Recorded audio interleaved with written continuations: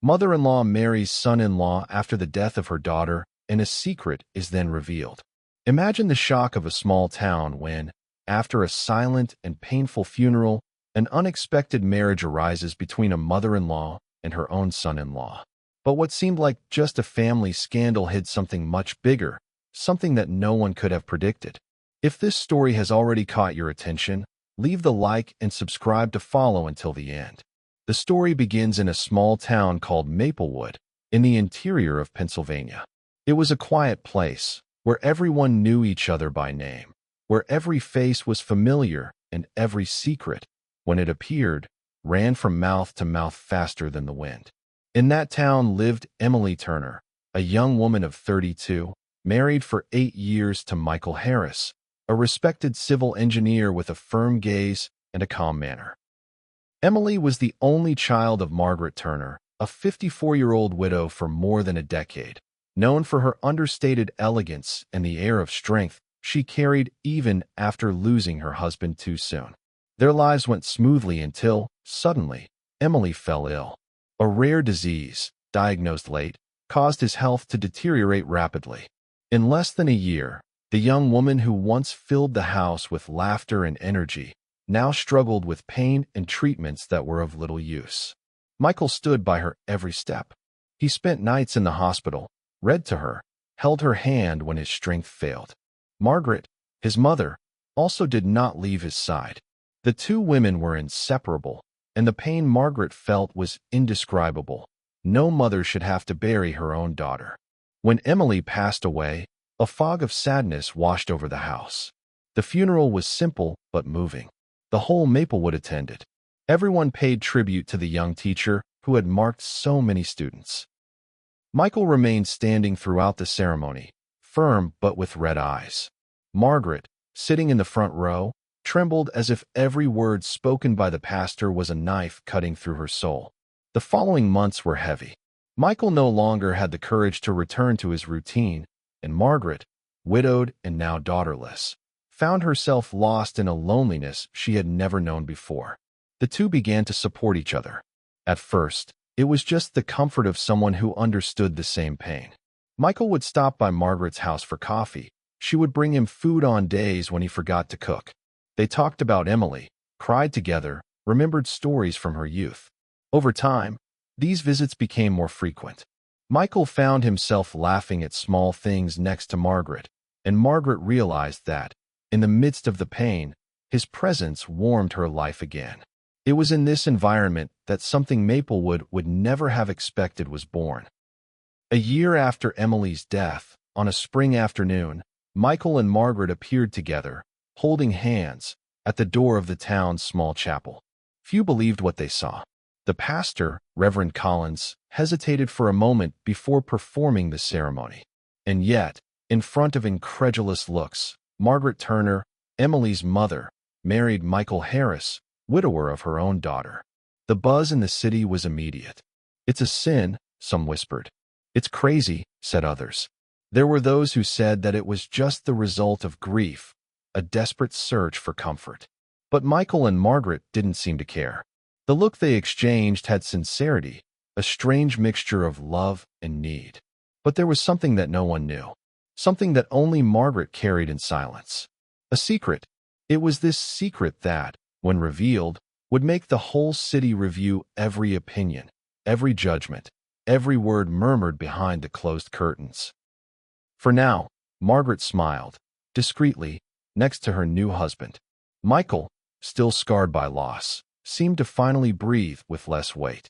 Time would tell if that marriage would withstand the pressure of stares and sharp tongues. Meanwhile, Maplewood watched. And in the midst of the silence of the streets, the question grew that no one dared to ask out loud. What was the real reason behind this marriage? After the wedding, Michael and Margaret's life became a constant balance between the routine they built together and external pressure. Maplewood was too small a town for something so remarkable to be easily forgotten. At the corner cafe, Henderson's Diner, the conversations were always the same, a mixture of indignation and curiosity. Some found it repulsive, others said it was just a new beginning for two lonely people. Few, very few, dared to admit out loud that perhaps there was love there. Margaret, however, showed no weakness. From a young age, he always carried the firm posture he had inherited from his mother. For her, facing crossed glances on the street was just another challenge. But inside her, she hid a whirlwind of feelings that not even Michael knew completely. Michael, on the other hand, tried to stay calm and move on. He went back to work at the construction company where he was an engineer, trying to occupy his mind. But every day, when he returned home and saw Margaret, he had the strange feeling that the past still walked with them. It was as if every step they took together was under the invisible gaze of Emily, her daughter, and the wife who was no longer there. In their home, the same one where Emily and Michael had lived as a couple, every corner held memories. The sofa where she loved to curl up with a book, the kitchen where she prepared apple pies that filled the house with sweet aroma, the garden she cared for with so much affection. Margaret now inhabited this space, and often, when watering the plants or preparing a meal, she seemed to relive memories that confused the present and the past. The first months of marriage were marked by attempts to adapt. Michael woke up early, went to work, and Margaret took care of the house. In the evenings, they had dinner together, talked about the day, remembered Emily at times, and at others tried to create new memories. But there was something silent between them, something that was not talked about. Michael noticed that, at certain moments, Margaret looked away as if hiding a deep thought. Sometimes, in the middle of a conversation, she would stop suddenly, as if a memory had come too painfully. And there were the nightmares. Michael noticed that Margaret woke up in the middle of the night, taking a deep breath, staring at the ceiling as if holding a weight. When he asked, she would just smile weakly and say, "Nothing, Michael. It's just tiredness." However, Michael also carried his own luggage. For many, he had married too soon, less than 2 years after losing Emily. Some judged him for this, but no one knew what it was like to live every day with her absence. The silence of an empty house can be crueler than any criticism from others. Perhaps, he thought, Margaret had been the only person who could understand his pain, and in a way, it had brought them together. Their relationship, little by little, began to find balance. They attended church on Sundays, even under prying eyes. They received a few friends at home, although many had moved away. Life seemed to be trying to follow a normal course. But at Maplewood, normalcy was impossible. One morning Margaret went to the town market, as she did every week. As she chose fresh vegetables, she felt the weight of the looks. A neighbor, Mrs. Peterson, known for her sharp tongue, approached with a false smile. "Good morning, Margaret," he said, his voice full of malice. "How's the husband?" Margaret took a deep breath, kept her calm, and replied politely. But she knew that as soon as she turned her back, Mrs. Peterson would spread comments all over the city. And, in fact, in the afternoon, in the beauty salon, the conversations were already boiling. Did you see it? The mother married to her own son-in-law. It's not natural, but wasn't there something between them before? Who knows? Maybe that's why Emily got sick so quickly. The speculations were cruel, but inevitable. That night, Margaret came home dejected. She sat down at the kitchen table and told Michael about the comments. He held her hand and said, "Let them talk, Margaret. They don't know about our life. They don't know what we've been through." She nodded, but inside she felt something growing. It wasn't just anger at the gossip. It was fear. Fear of the day when the truth would come out. Meanwhile, Michael was also struggling at work. His boss, Richard Coleman, called him to talk.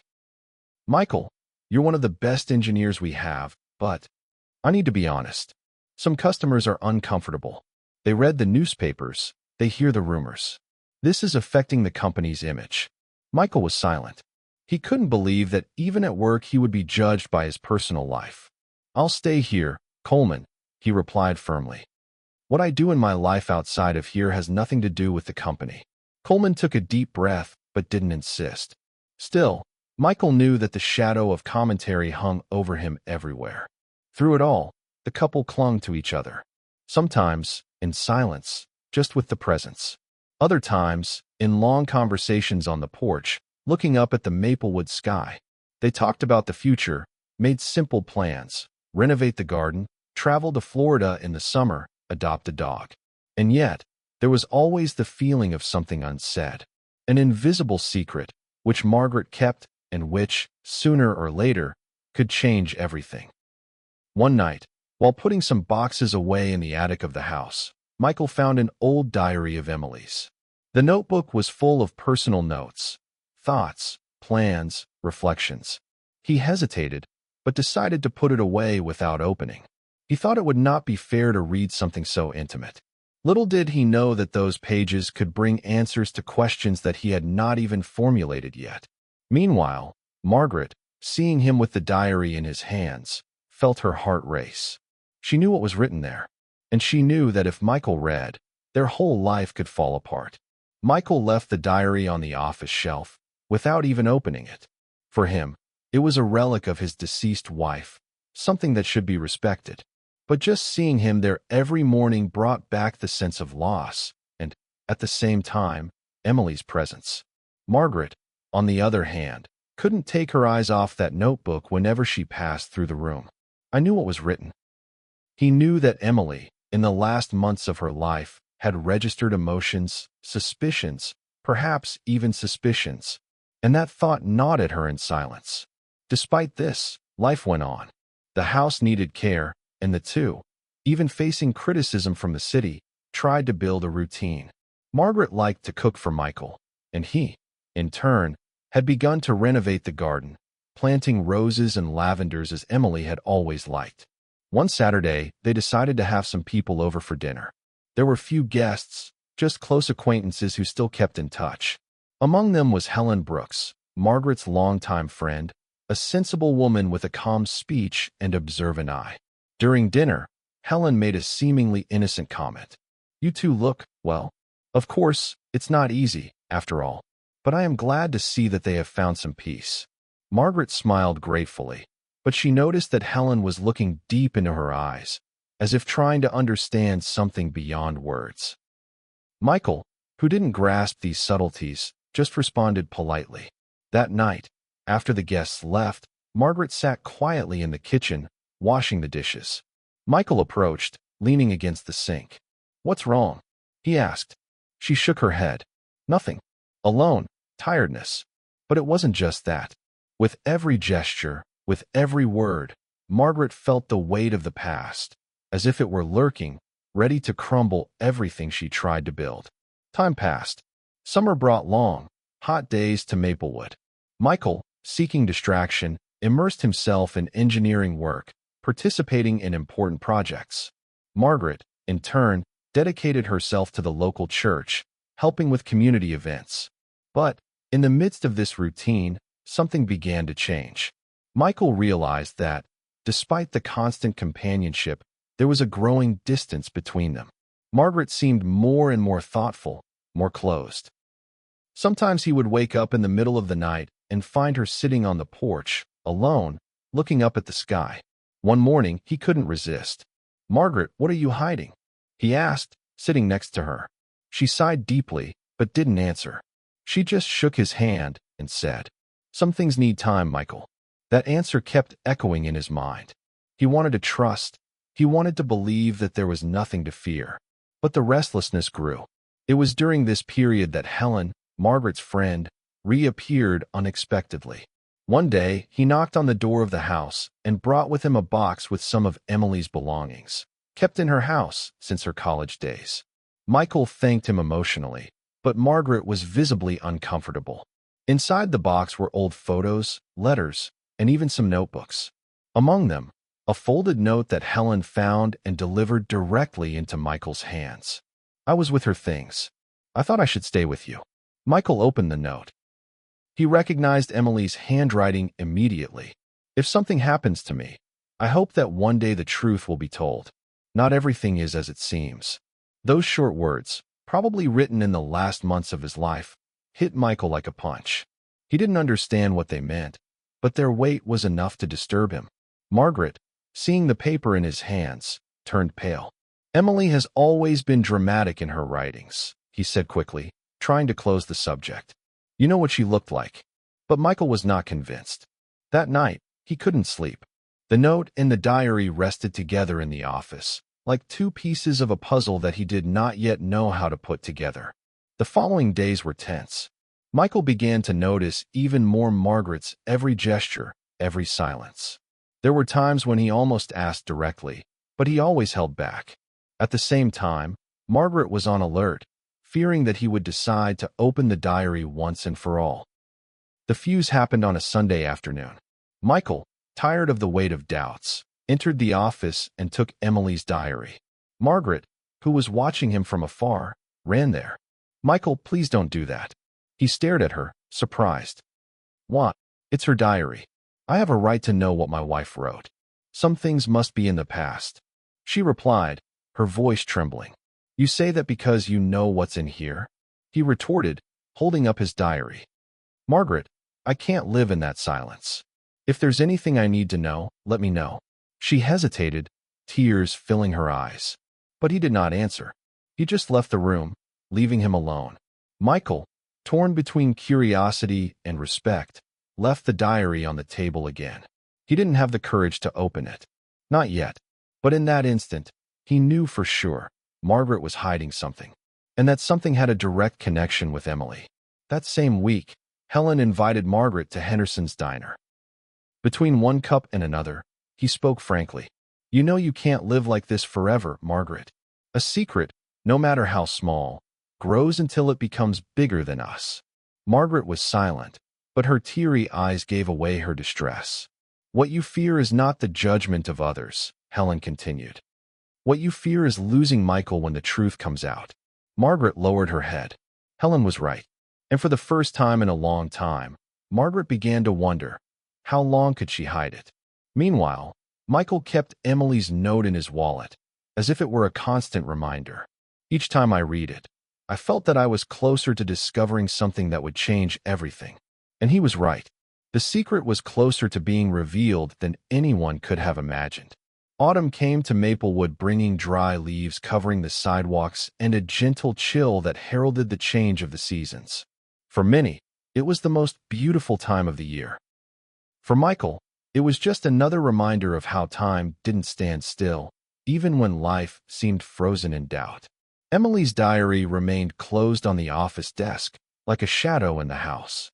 Margaret avoided even going through the door of that room, and Michael, though tried countless times, still resisted opening the notebook.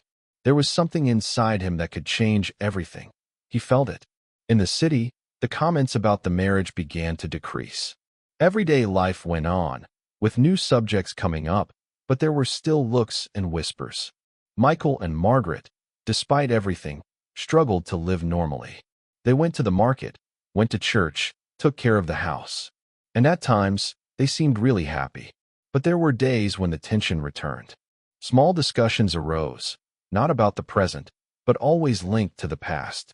One night, during dinner, Michael couldn't hold it anymore. "Margaret, I need to understand," he said, dropping his fork on his plate. "Do you know anything about Emily's last days that I don't know?" She took a deep breath, looked into his eyes, and replied, "Michael, I've already lost a daughter. Don't make me lose you either." The phrase sounded like a desperate plea, but also like a veiled confession. Michael didn't insist, but inside him the restlessness only increased. A few weeks later, Michael was invited to a get-together with the construction company. It was an elegant dinner, held at the Maplewood Country Club, frequented by the most traditional families in the region. Margaret hesitated to accompany him, but in the end decided to go. There, the atmosphere was charged. Polite smiles hid silent judgments. Between greetings and glasses of wine, Margaret felt exposed, as if every person in that room was just there to watch her. During the night, Michael was talking to colleagues when he heard a phrase that made him freeze. One of the engineers, already intoxicated, commented aloud, "Who knew? Married to his mother-in-law. Now that's a family secret." The laughter around was discreet, but enough to embarrass Michael. He looked at Margaret, who, on the other side of the room, was motionless, holding the cup as if it were the only thing that kept her standing. On the way home, silence took over the car. Only when they parked in the garage, Michael said, "I can't live like that, Margaret. I can't pretend I don't feel like there's something wrong." She did not answer. He just entered the house and went up to his room. Michael stood in the living room, alone, staring at the bookshelf where the diary was still kept. The next day, he decided to look for Helen. "You were very close to Margaret and also to Emily," Michael said. "I need you to be honest with me. You know something I don't know?" Helen stared at him for a long time before answering. "Michael, it's not my role to reveal anything. But I can tell you one thing. Margaret is afraid. And when someone lives in fear, it is because they keep something too big to be exposed." These words were engraved in his mind. Meanwhile, Margaret was in an internal dilemma. With each passing day, she felt that they were just dreams. One Sunday, as she was leaving the church, she was approached by Reverend Collins. "Margaret, can I talk to you for a moment?" She nodded, and the two walked to the side garden. "I have noticed your distress, my daughter. I know marriage has brought judgments, but there's something beyond that, isn't there?" Margaret swallowed. "I carry things I don't know if I should say, Reverend." He put his hand on her shoulder and said, "Silence may seem like protection, but it is often prison." She came home with those words burning in her mind. Meanwhile, Michael began to have insistent memories of Emily's last days. The conversations they had, the looks she cast, sometimes full of something he couldn't interpret at the time. And then, once again, the note found in the box came to mind. "If something happens to me, I hope that one day the truth will be told. Not everything is as it seems." The phrase echoed, stronger and stronger. That week, the unexpected happened.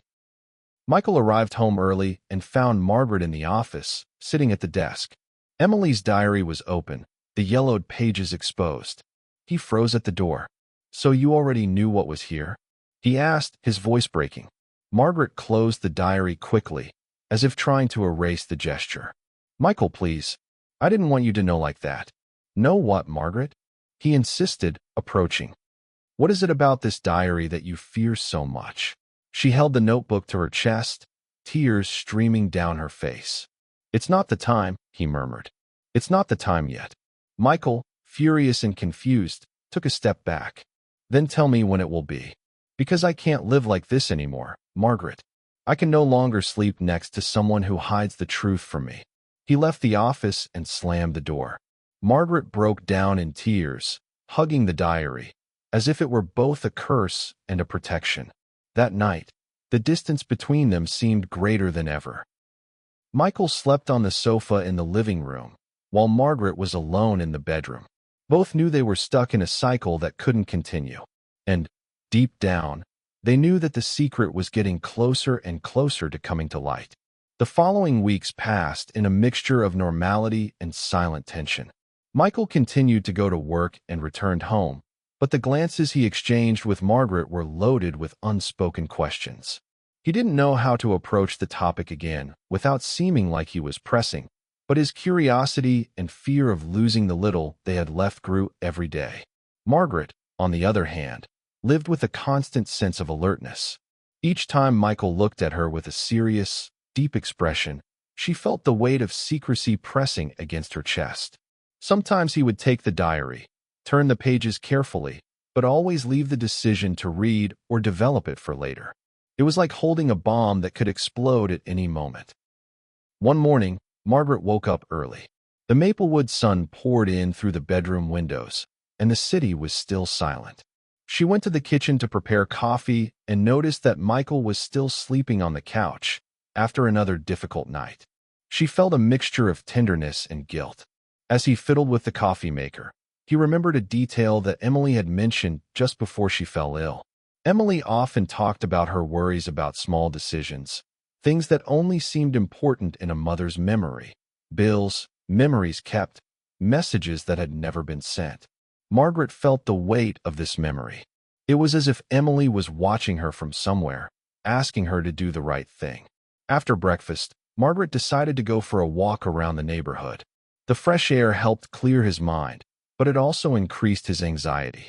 Each neighbor who passed by seemed to examine her carefully, though no one said anything directly. Maplewood was like that. Subtle in judgment, but relentless in curiosity. When she returned home, she found Michael in the office, still looking at Emily's diary on the table. He wasn't fiddling. He was just watching, perhaps trying to muster up the courage to open it. "Michael," Margaret said, her voice firm but with a thread of concern, "I need you to trust me. Not everything in this diary needs to be read now." He looked at her intensely. "Margaret, I trust you, but I can't ignore the feeling that something big is being hidden from me." She swallowed, unable to answer immediately. The silence between them lasted until Michael left the office and went to the balcony, breathing in the cold autumn air. Margaret remained still, with the diary in her hands, feeling her heart beat faster. In the days that followed, small events began to increase the tension. Michael found old letters from Emily stored in drawers, photos that brought painful memories, objects that referred to moments that seemed ordinary, but now seemed to have hidden meanings. Each discovery added to the feeling that there was something he needed to know, something that could change everything. Margaret began to realize that she could no longer postpone the truth. But there was a deep fear, revealing something wrong, incomplete, could drive Michael away forever. Each time he looked at her with expectation, the weight of the decision crushed her. One Saturday, Margaret decided to seek help from Helen, her longtime friend. They met at the Maplewood Cafe, a small establishment frequented by longtime residents of the city. "Helen," Margaret began, in a low voice, "I don't know how long I can keep this any longer. Emily's diary. There are things in it that I can't let Michael read alone. But I don't know how to tell it." Helen looked at her with understanding. "Margaret, the truth is always hard, but hiding it only prolongs the pain. The important thing is that you are the one to lead the moment. Be honest and clear. Michael needs to understand where you're coming from." Margaret nodded, absorbing the words. She knew she was right, but fear still dominated part of her heart. Meanwhile, Michael, unaware of what Margaret had planned, began to notice subtle changes in her behavior. Small gestures of nervousness, glances that averted quickly, long pauses in conversations. Every detail added to her unease, as if Emily's past was breathing again inside the house. He also began to reflect on his own marriage to Margaret. The city could say whatever it wanted, but there was something real there. A bond that was born of pain, yes, but also of mutual understanding, the need for support and the discovery that they could be happy together, even carrying deep scars. Michael came to realize that life with Margaret, despite the criticism, had given him emotional stability that he had not had since Emily's death. And that made the mystery even more urgent. What did Margaret hide that she believed could destroy everything? One afternoon, Margaret decided to finally face the situation. Called for the courage that only came in times of extreme pressure, she approached Michael while he was reviewing some projects in the office. "Michael," he said firmly, though his voice trembled, "we need to talk." He looked up, surprised by her determination. "I know," he replied. "I feel like something is going to be revealed." She took a deep breath, closed her eyes for a moment, and began to speak, measuring every word. "There's stuff about Emily, things she wrote, that I can't let you discover on your own. Not because you shouldn't know, but because I want to tell it in the right way, so that you understand everything." Michael remained silent, his heart racing. "I trust you, Margaret. Just tell me when." She nodded. "Then let's start preparing the right time. But we need calm and patience." At that moment, they both knew that the future of their relationship depended on what was about to be revealed. Every decision, every gesture, every silence would be crucial. Margaret's secret wasn't just about her or Michael, but about Emily, about something that had been hidden, carefully, for months, maybe years. The couple began to reorganize their daily lives, creating small routines to strengthen confidence before the big moment. They walked around the neighborhood together, spent time in the garden, discussed future plans, all to keep the connection alive and prepare Michael for the truth that was approaching, still not knowing exactly what the impact would be. In the silence of Maplewood's house, one thing was certain: the past was about to emerge, and nothing would ever be the same again. With autumn already established, dry leaves piled up on the sidewalks and gardens of Maplewood, creating a setting that, despite its beauty, seemed to reflect the heavy weather inside Margaret and Michael's home. The silence between them was dense, sometimes almost unbearable. Every gesture, every look, carried more questions than answers. Margaret realized that she could no longer postpone the revelation. It was impossible to keep hiding something that consumed her day after day. He decided that the right moment needed to be carefully planned. It couldn't be in the middle of an argument, nor when Michael was tired or distracted. It needed to be in a moment of calm, of intimacy, in which he could really listen and understand. She then began to prepare small talks, slowly introducing the subject of Emily, memories and memories. She didn't directly mention the secret. She just made room for Michael to realize that she was carrying something important. He, in turn, noticed the change and, although he tried to maintain patience, he felt that the tension reached its limit with each passing day. One morning, Margaret decided to go for a walk around the neighborhood. Michael accompanied her. It was a cold morning, but the blue sky brightened the day. The streets were silent, almost deserted, except for a few neighbors who greeted discreetly. "Michael," Margaret began, trying to keep her voice steady. "I know you feel there's something I haven't told you completely about Emily." He took a deep breath, staring at the ground covered with dry leaves. "Yes, I do, but I don't want to put pressure. I just need you to tell me when you're ready." Margaret nodded, feeling her heart race. "It will be soon. Promise. But I need you to trust me until then." The days that followed were marked by small routines and careful conversations. Margaret began to revisit the past, remembering details she had previously thought irrelevant. Every memory of Emily, every gesture, and every word now took on new meaning. She realized that her daughter had, in some way, anticipated certain events or kept thoughts that would be important for the future. Michael, in turn, continued his work routine, but more and more the past was present. Small objects in the house, photos, notes in Emily's own diary created an atmosphere of constant tension. He did not open the diary, but his presence was like a promise that everything could be revealed at any moment. One afternoon, Margaret received an unexpected call from Helen. "Margaret, I need to talk to you in person," Helen said, her voice serious. "There's something you need to know before you reveal everything to Michael." Margaret felt her heart race. "Right. I'll come to you later today." When she arrived at Helen's house, she noticed that her friend was visibly apprehensive. Helen asked them to sit down in the room, and then began. "Margaret, you know you've been brave in protecting Michael and in dealing with everything that's happened. But there is something that needs to be considered before telling what is in the diary." Margaret frowned. "What is it?"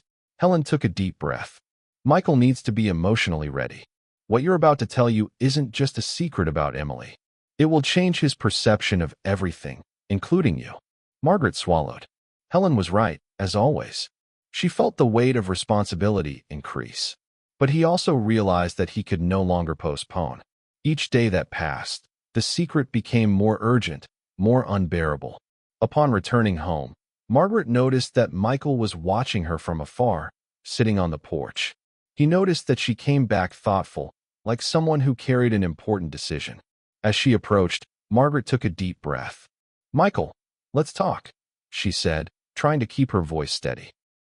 He stood up and entered the room, still cautious but ready to listen. "I know you feel there's something about Emily I haven't told you," Margaret began, with careful pauses. "And I want you to know that it's not because I want to hide it from you. It's because I want to tell it the right way, so that you understand everything." Michael nodded, his expression serious but patient.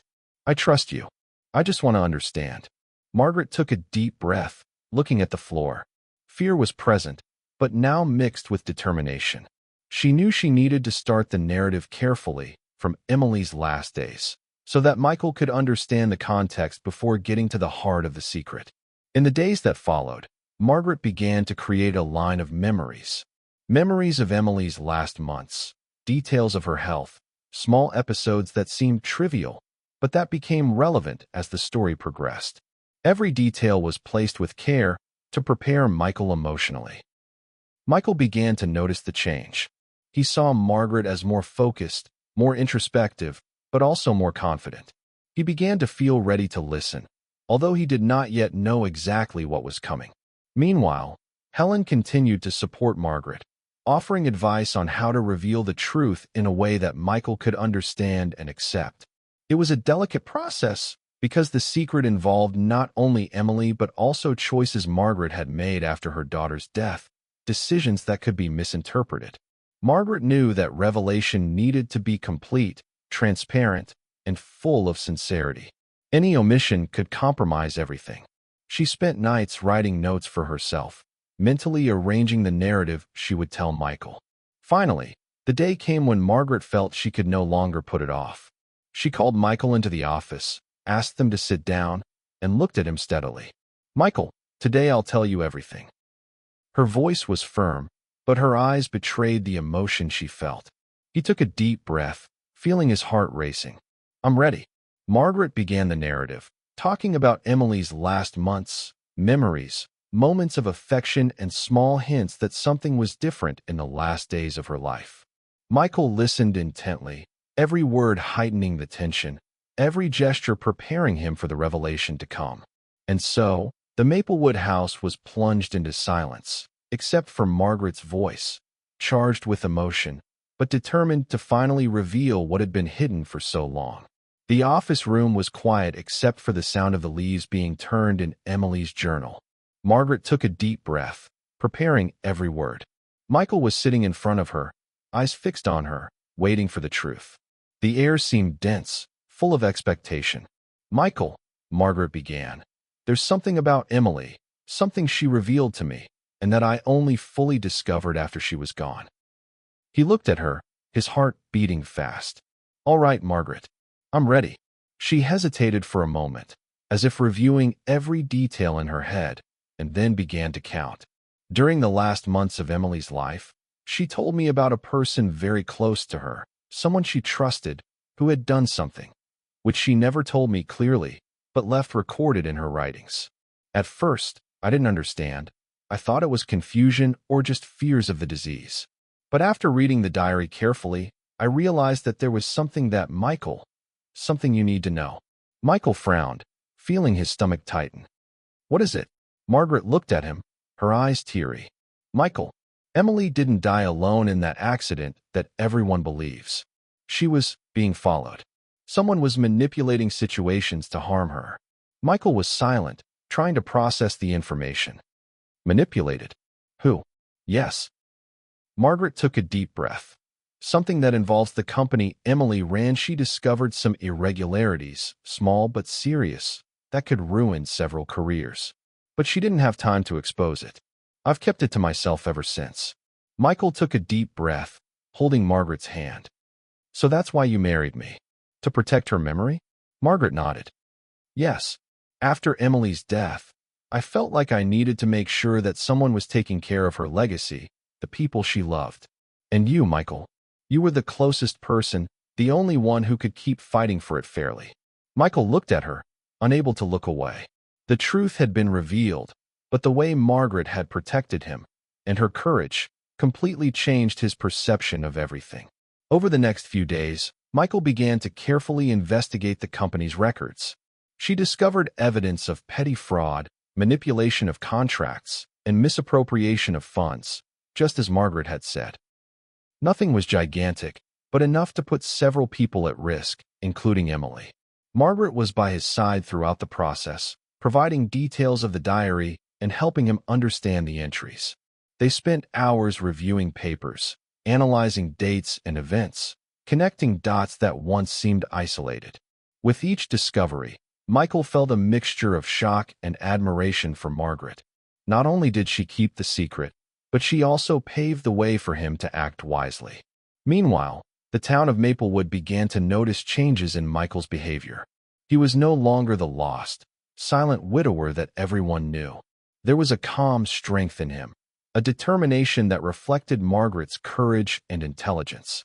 They began to talk more openly about the future. Michael realized that marrying Margaret was not just a consequence of Emily's grief and loss, but a conscious choice. He chose Margaret, just as she had chosen him, not out of want or social pressure, but out of understanding, respect, and real love. The big turning point came when Michael decided to confront those involved in the company. With concrete evidence, meetings were held, those responsible were called, and corrective measures were applied.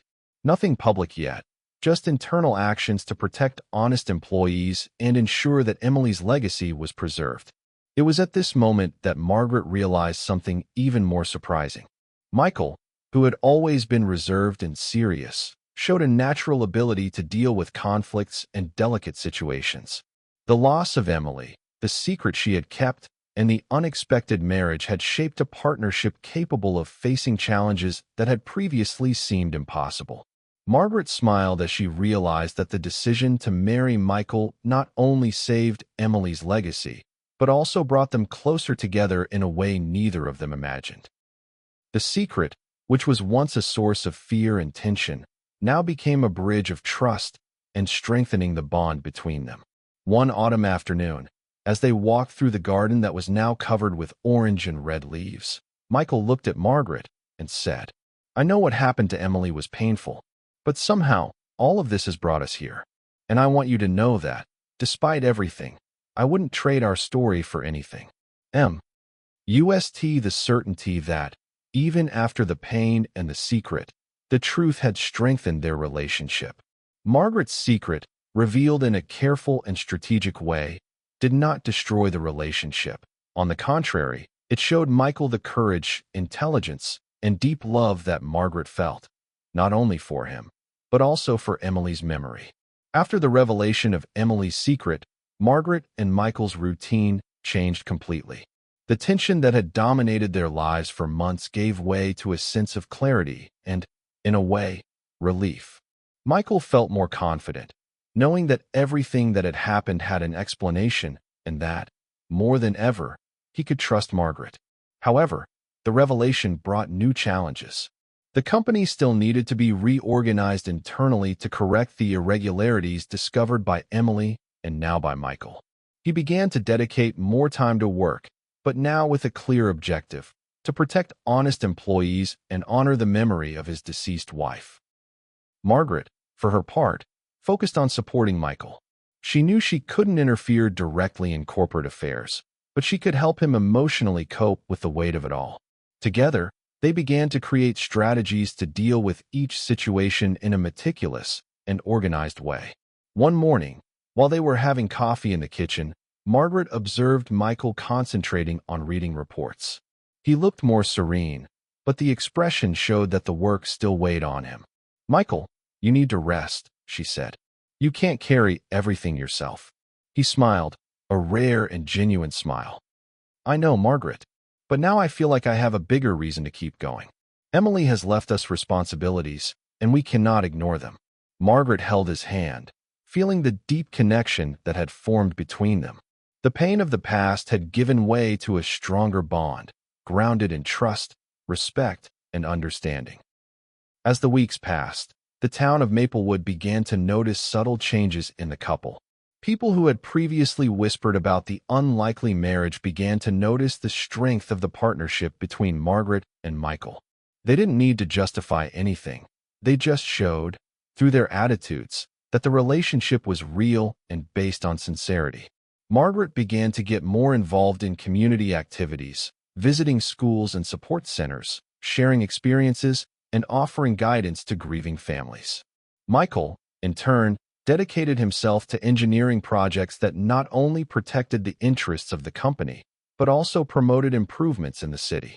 One afternoon, while walking through Maplewood's Central Park, Michael commented, "You know, Margaret, at first, I thought I could never handle all this. But now I see that, even after the pain, we managed to find a way." She smiled, watching the children playing around. "I feel it too, Michael.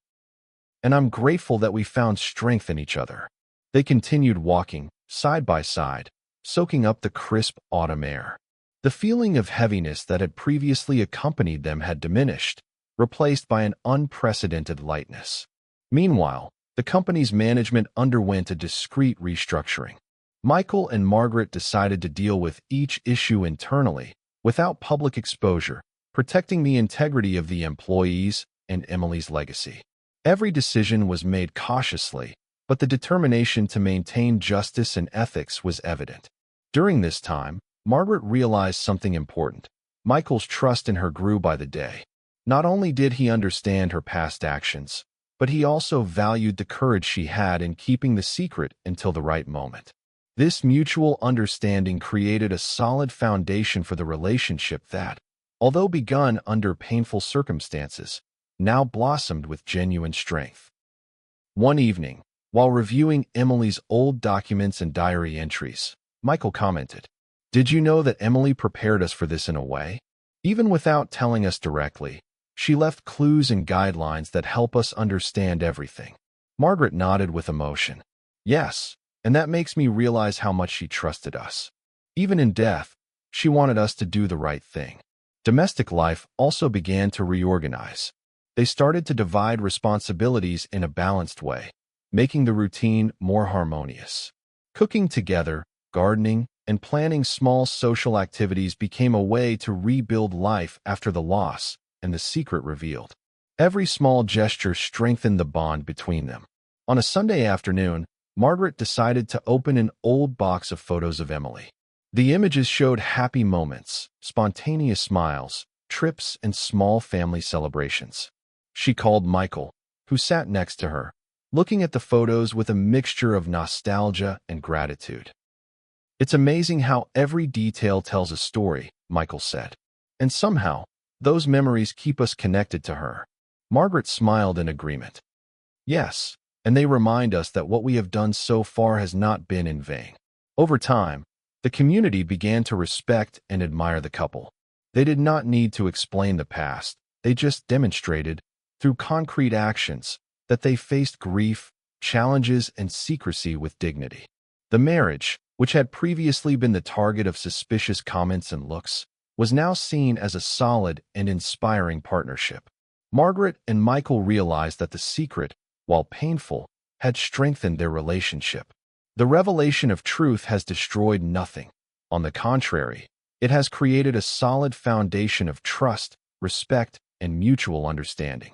They learned to deal with the past, to honor Emily's memory, and to build a future together. The turnaround, which initially seemed like a huge risk, turned into an opportunity for personal and emotional growth for both of them. As fall drew to a close, the couple decided to celebrate Emily's life in a symbolic way by planting trees in the garden in memory of their daughter. Each tree represented not only memories of Emily, but also the rebirth of the relationship between Margaret and Michael, now strengthened by truth and trust. Walking through the garden, hand in hand, they knew that life would still bring challenges, but they also knew that, together, they could face them. The secret, finally revealed, became a turning point that allowed them to grow, understand, and love more deeply and truly. Winter began to creep into Maplewood, bringing with it cold days and misty mornings. The city, which once seemed to witness Margaret and Michael's every step with curious eyes, now watched them in silence, noticing the couple's transformation. The tension had subsided, and in its place had emerged a routine of trust and partnership. Michael began to divide his time between the company and the home in a more balanced way. The corrections he had implemented in the company's internal processes, based on the clues left by Emily, began to show positive results. Honest employees were protected, past wrongs corrected, and Emily's memory finally honored in the way she deserved. Margaret, for her part, continued to get involved in the community, but now in a lighter way. She no longer carried the weight of secrecy, and this made her feel free to create new bonds, get closer to people, and help other families in similar situations. One morning, while preparing coffee, Margaret noticed that Michael was more relaxed. He walked into the kitchen with a slight smile, holding a hot mug of coffee. "Good morning," he said. "Did you sleep well?" She smiled back. "Better than in recent months. I think we can finally breathe." "Yes," Michael replied. "And I want to enjoy every moment without haste, without fear of the past." Margaret nodded, feeling that their relationship now depended no longer on secrets or fears, but on conscious choices and mutual trust.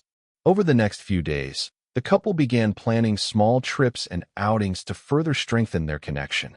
Together, they discovered new places in Maplewood, parks they didn't know about, hidden cafes, and streets that told old stories of the city.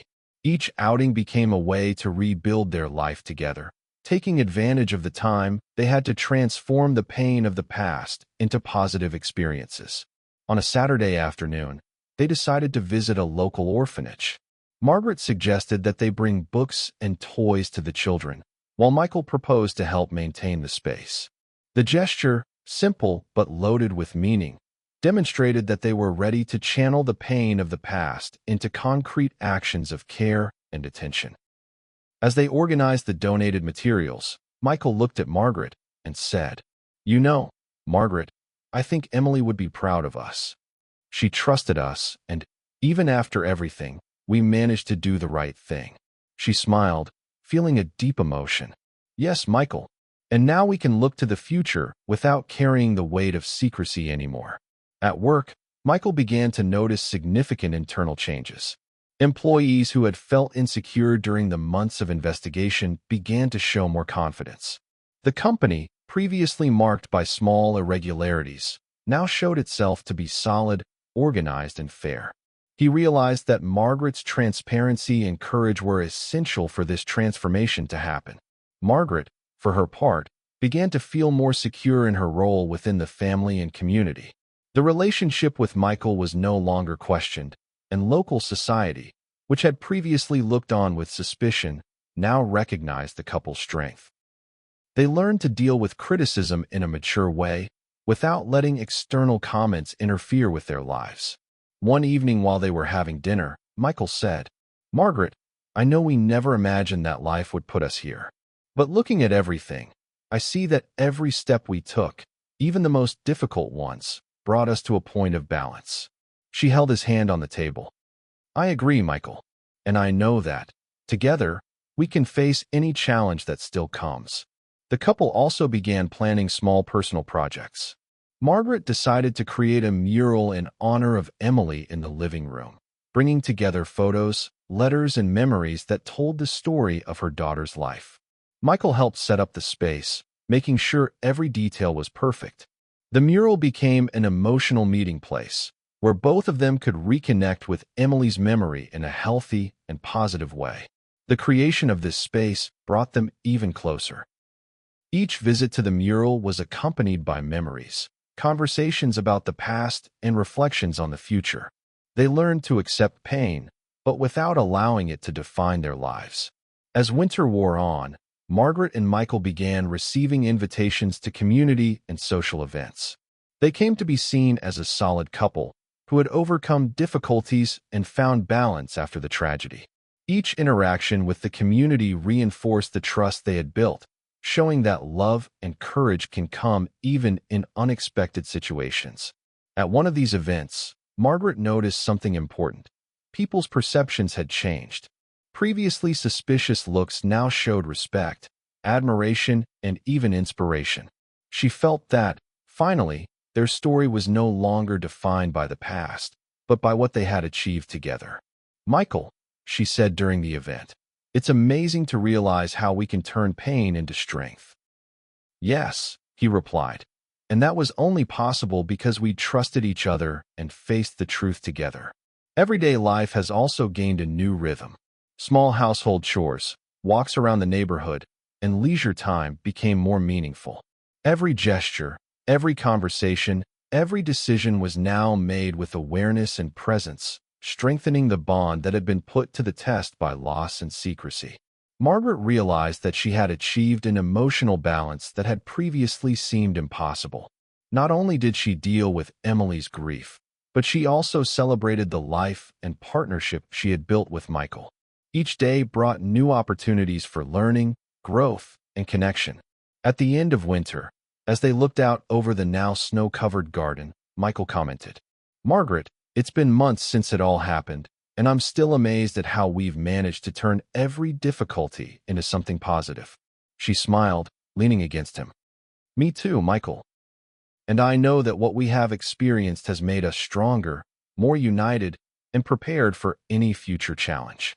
They stood there, side by side, in silence, enjoying the scenery. The pain of the past had turned into learning, trust, and love. The secret, finally revealed, did not destroy what they had. On the contrary, it became the basis of a solid and true relationship. Winter was coming to an end, heralding the arrival of a spring that seemed to promise rebirth and new opportunities. Maplewood, once silent and filled with suspicious glances at Margaret and Michael's unlikely marriage, now watched the couple with respect and admiration. Their story, marked by pain, secrecy, and courage, had become an example of overcoming and unity. Margaret and Michael had learned to deal with grief, responsibility, and Emily's memory in a healthy way. But there were still decisions to be made about the future of their lives together. Marriage, initially motivated by the need for mutual protection and support, now needed to be reaffirmed as a conscious and true choice. One morning, as they walked through the garden covered with melting snow, Michael held Margaret's hand firmly. "Margaret," he said, looking into her eyes, "we've been through so much, and everything brought us here. I want you to know that I am absolutely sure of my choice. I want to build my future with you, not out of obligation or circumstance, but because I truly love you." She felt her heart race, a mixture of emotion and relief. "Michael, I love you too, and I want us to continue together, creating our life, honoring Emily, and living every moment to the fullest." The couple smiled, feeling that the cycle of pain, secrecy, and revelation had finally given way to a new, solid, conscious beginning. Over the next few months, Margaret and Michael consolidated their routines, balancing work, home life, and community engagement. They began planning small trips, outings, and projects in Maplewood, further strengthening the bond that bound them together. Every gesture, from cooking together to organizing community events, demonstrated mutual care and heart-built trust. The mural in memory of Emily has become an emotional reference point for the house and the couple. It was not only a reminder of their lost daughter, but also a symbol of the learning and resilience that Margaret and Michael had earned together. Each visit to the mural was accompanied by reflection, dialogue, and emotion, reinforcing the deep meaning of their partnership. Michael's professional life also stabilized. With the company restructured, employees protected, and processes corrected, he began to focus on ethical innovation, ensuring that Emily's legacy was honored in a practical and concrete way. Margaret continued to offer support, assisting him with decisions and being a constant presence of emotional balance. One day, during an internal meeting, Michael was approached by a young employee who had witnessed, indirectly, the restructuring of the company. "Mr. Michael," the employee said, "it's inspiring to see how the company has changed. The way you and Margaret handled everything demonstrates courage and responsibility." Michael smiled, feeling pride but also gratitude for Margaret. He knew that without her, nothing would have been possible. Meanwhile, Margaret took the time to expand her community work. She began to organize workshops to support grieving families, using her own experience as an example of overcoming. Every meeting, every conversation, every gesture of solidarity strengthened her sense of purpose and allowed her to transform the pain of the past into something positive for others. Michael fully supported her, participating in events whenever possible, showing that the couple functioned as a unit, not only personally, but also socially. Life as a couple became more and more harmonious, and the relationship was increasingly admired by the community. As time passed, the couple decided to celebrate a small symbolic event, renewing marriage vows, now as a conscious and emotionally mature choice, not just a consequence of the painful past. They invited close family members, friends of the community, and some people who had witnessed the couple's transformation. The day of the ceremony was sunny, with blue skies and gentle breezes. Margaret wore a simple, elegant, and delicate dress, while Michael wore a classic suit. They exchanged vows that reflected not only love, but also trust, respect, and the courage to face challenges together. "Margaret," Michael said, holding her hands, "I promise to continue by your side, supporting, respecting, and loving you every day, building our life together, always remembering Emily and everything we learned." "Michael," Margaret replied, moved. I promise to walk by your side with love, patience, and courage, cherishing every moment and every memory, knowing that together we are stronger." The couple kissed, while the guests applauded. In that instant, Maplewood saw not only an unlikely marriage, I saw a story of overcoming, courage, and true love, which had emerged from a tragedy, but became an inspiration. In the months that followed, Margaret and Michael continued to strengthen their life together. They traveled, explored new projects, cultivated friendships, and kept Emily's memory alive in a positive way. The secret that once carried fear and tension had now become a catalyst for growth and unity. Every step they took was conscious, every decision made with reflection, love, and maturity. The couple realized that life, despite the losses, could be built with purpose and happiness, as long as they based their actions on truth, trust, and mutual respect.